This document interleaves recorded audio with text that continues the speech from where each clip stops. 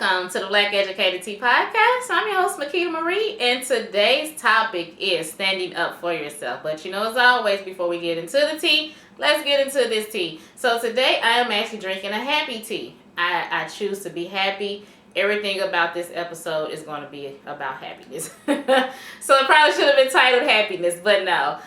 So I'm actually drinking a happy tea, and by Oasis Vibe, of course. And the happy tea has butterfly pea in it, and actually has green tea as well. And most of my teas are caffeine free. Green tea does have caffeine in it, but it's very minimum green tea in it because I definitely wanted that happy feel. And so this particular tea has components that are all about uplifting your spirits, uplifting your immune system, and all of those things. And so the main ingredient itself, which is butterfly pea tea, has all of that in it. So that's what I'm drinking today. So let's go ahead and get into this topic of standing up for yourself. I am still on that journey of standing up for myself. I have to say that. And it has been a long journey. It has been a long road for me because that has been one of my major struggles throughout life, and that's standing up for myself. I am a passive person, and a lot of times I just let people say things or even do things, and I'm just I just let it. I try to let it go by the wind, but I got to a point in my life that I could no longer avoid certain conversations. I could no longer avoid certain things that were happening to me. And so I knew that I had to start standing up for myself and addressing these things. And standing up for myself looks like me just saying no. And I didn't know how easy it was just to say no. Because I was the yes person. Someone would ask me to do something, and I knew I didn't really want to do it. I would still be the yes person. I was the person that would always volunteer to do something and to help someone, even if it would hinder me or even if I just didn't want to do it. I would still do it. And I started to say no. And it took a while because what I started to do at first, instead of just saying no, I started coming up with different excuses on why I couldn't do it. Someone wanted me to help them with, an assignment for whatever it was. I would make an excuse. I have an appointment with a client during that time, so I'm not going to necessarily be able to do it. And I probably really didn't have an appointment with a client at that time. That was just an excuse that I would make. Or, I can't do that because I've already arranged to do something else during that day or during that time. So I started coming up with all of these excuses on why I couldn't do it. And in some instances, it would be true. I would have, a session with the client, or I would have to do some curriculum, or I would have to, contact IRS to make sure that someone 501c3 was what status it was in, whatever the case may be, because, I have like 30 jobs right now. So in some cases that would be true, but in some other cases, I would just say that because I didn't want to do it, and I knew that was my way of getting out of it. And then I got to a point, I said, you know what? I'm going to try this one day. I'm going to try this to say no. And I did. So I got asked to volunteer to do something. And it was actually a speaking engagement. And I was honestly exhausted. I really didn't want to do it.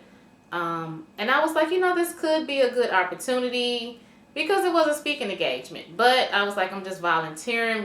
What is it in it for me? And I hate to say that, but some things that you do in life, it's not all about money, and it's not all about getting recognition and things for it. But then there's also other things where it's going to take a lot of your time, a lot of your effort, and you do want to be compensated for it somehow, whether it's money or whether it's going to bring clients to me, whatever the case is. So I was like, what's really in it for me if I decide to do this speaking engagement? And there was too many cons, honestly, than pros. So I was like, you know what? I was like, no, I don't think that's going to be a good fit for me. And I left it at that. And I was like, whoa. I was so amazed that I didn't give any buts behind it. I didn't give any excuses behind it. I just simply said, no, I don't think that's going to be a good fit for me. Thank you for the opportunity, but no, that's just not going to be a good fit for me. I felt so good because I was like, I didn't know how easy it was for me just to say no. No, I just said no because, when I said no, I was truthful with it. I said no, I don't think this is going to be a good fit for me.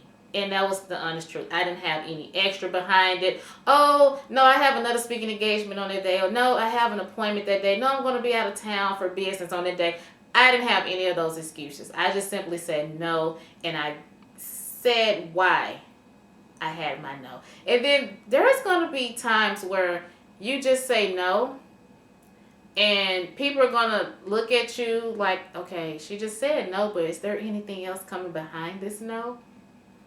Because that's where I'm getting at now, where I just say no, and I don't even give anything else behind it. It's just like, oh, no. And I kind of leave it at that. But, for some people, that leaves so much open, because there's like, why? It's they're starting to fidget, and they're wondering why is there no anything else behind this no.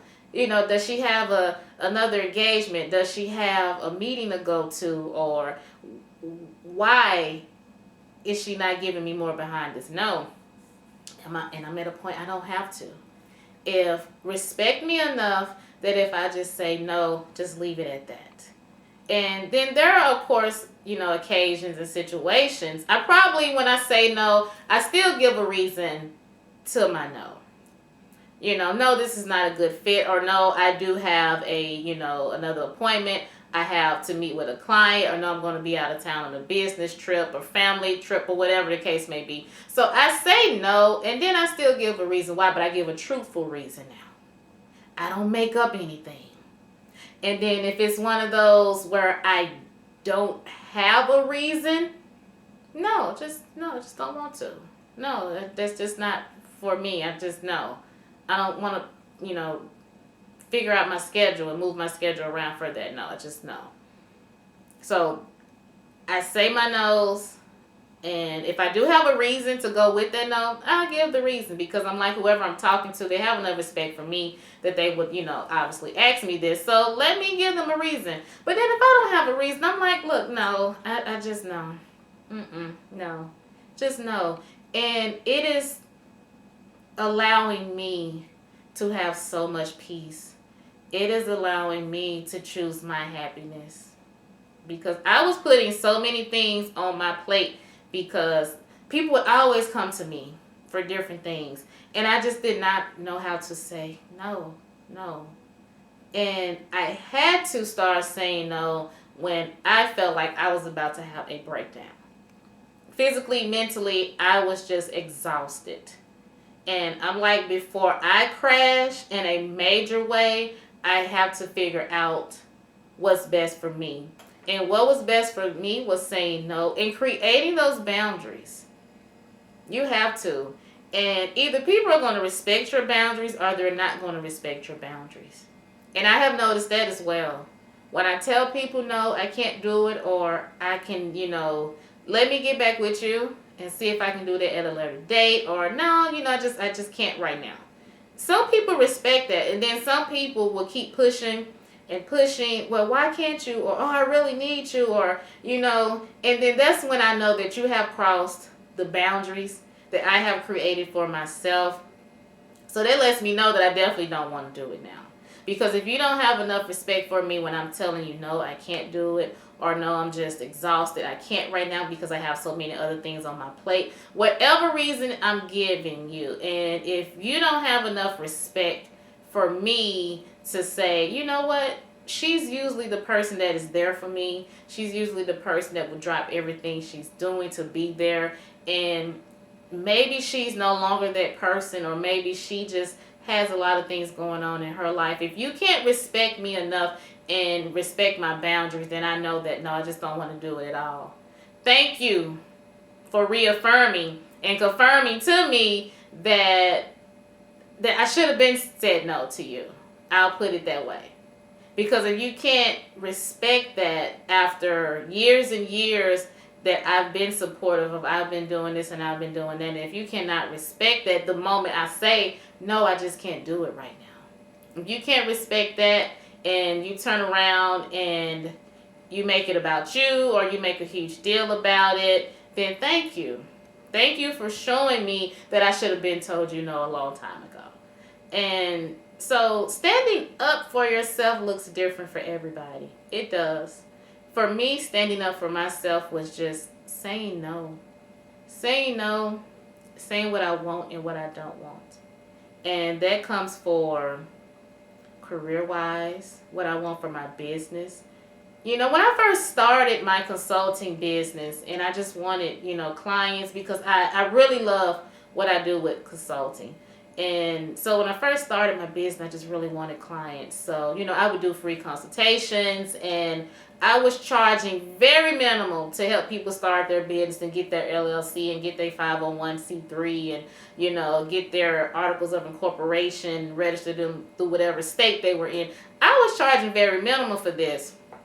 Then I sat down with myself one day and I was like, I had to look at how much time and effort I was actually putting into helping people start their business.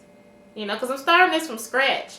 So I'm having 10 consultations with them to figure out what they want to do, what they want their business to look like, how much budget, how much money you want to put into this business, how can we find other funds as well, and so I had to look at the amount of time, hours, effort that I was putting into this, and I was like, yeah, I'm not charging enough for this. I absolutely love what I do, and they always say the money will come when you do something that you love to do, which is absolutely true, but I was like, I know my worth as well, and I'm not charging enough for the amount of hours and time that I'm putting into this. And for me, when I started charging what I know I was worth, people still came. People still paid because they knew that I was going to do a good job. They knew that I was going to deliver the results that they needed. So people still came. But that was part of me standing up for myself and my business because I knew what I wanted my business to look like. And my business couldn't look a certain way if I wasn't charging what I knew I was worth. So standing up for yourself, it looks different in so many different ways, depending on what part of your life you're applying it to. So when I applied it to relationships, and I just knew like, I'm that supportive person. I'm usually there, but I gotta put me first now. And so for family, friends, and colleagues and people that were surrounding me, if I just say no, I just can't do that right now. Most people respect that. And some just don't. And that's totally fine. Because I no longer even want to support you or help you in any kind of way at that point if you can't respect me when I say that. So standing up for me is standing up for my personal life and my peace and my happiness and also my professional life. Knowing that when I go to a company and I apply for a job, I interview for the job and I get the job, knowing that I need to negotiate that contract and my salary.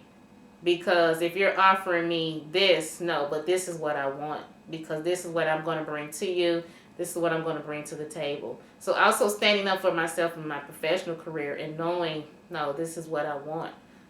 No, whether it's, in corporate or with my business or when I do speaking engagements and, no, this is what I'm going to bring to your audience. So this is what I know I deserve. So standing up for yourself, know what that looks like for you and know how to apply it in the different facets of your life. And just know how to say no. As simple as that word is, it was so difficult for me. It took me years and years. And it still takes practice for me to say no because there's just some people I just can't say no to. I just can't. So it's still practicing. Like I said, I'm still a work in progress. So I'm still working on that, but it's becoming easier for me to just say no, I can't. This is what I have going, so I just can't do it right now. And it is taking a lot of weight off my shoulders. It's taking a lot of stress off of me because I choose to be happy, as my bracelet, of course, says. My bracelet actually says choose happy. I choose to be happy. And me choosing to be happy is standing up for myself and setting those boundaries. And knowing that people that truly love me and respect me will respect my boundaries. And know that, okay, she has a life. She has a lot going on right now. So let me respect her boundaries and give her that peace. And people will. People that love you and support you will understand that. And the others may not. But it is what it is, because you still have to choose yourself first. And for me, knowing what I want my life to look like, professionally and personally, standing up for myself was a key factor in that. And it is still a work in progress. It still takes practice. But it's getting easier just to say no. No, I don't want to do it. No. I was like, I didn't know how easily they can just roll off my tongue. No. Just no, that's not for me. I just don't want to do it. Never knew how easy that would be to say until I started saying it. And I was like, man, I should have been saying no. I was always saying yes to stuff, and I had no reason to. Anytime somebody needed that person, I'm here I am. Okay, I can help. And then after I would do it, I would be so depleted and just so exhausted and question myself, like, why did I volunteer myself to do that?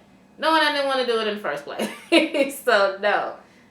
My go-to is no. And then another thing that also helped as well was the Book of Yes. I know that's kind of, I'm kind of contradicting myself, huh? After I read the Book of Yes, it really helped me to start saying no, because I noticed how I absolutely love the book. It's a really good book, but she talks about how she was always the no person. When she would get invited to certain functions and events, and when people just would, invite her to do certain things, she was always the no person. And she would give her reason why. And so that was motivation for me, because I was always the yes person. I was always the yes person. So that book was absolutely amazing in helping me to say no. Say yes to the things that I want to do, the things that are going to be positive and beneficial for me in my life. And then knowing that some things you say yes to, it may not always be a benefit to it. But just knowing and having that boundary on when to say yes and when to say no. So that book taught me how to say no, because she was like, look, I'm saying no to this. I don't want to do this speaking engagement. No, I don't want to do this event. No. And she had to flip it and realize, okay, I need to start saying yes. I need to go to these events. I need to go to these gatherings. And I need to just start socializing and living. And so for me, I was like, let me do the opposite of this. Let me start saying no. So I'm going to come up with a book of the Year of No. Just know that. I'm going to start writing that right now. The Book of No. How to say no. How to set those boundaries. And then there's also a lot of books out there on setting boundaries. And I mean, there's several of them that I have read that have really been helpful for me on just setting those boundaries and just knowing that, no, this is not for me. This is not a good fit. I just can't do it right now. So, as always, I would just love to hear your comments, your stories on how you stand up for yourself. What does that look like? Is there still a work in progress? What are some techniques and methods and practices that you use to stand up for yourself? I would just love to hear it, because I can take that information in and it can be a benefit to me. And as always, this is the Black Educated Tea Podcast.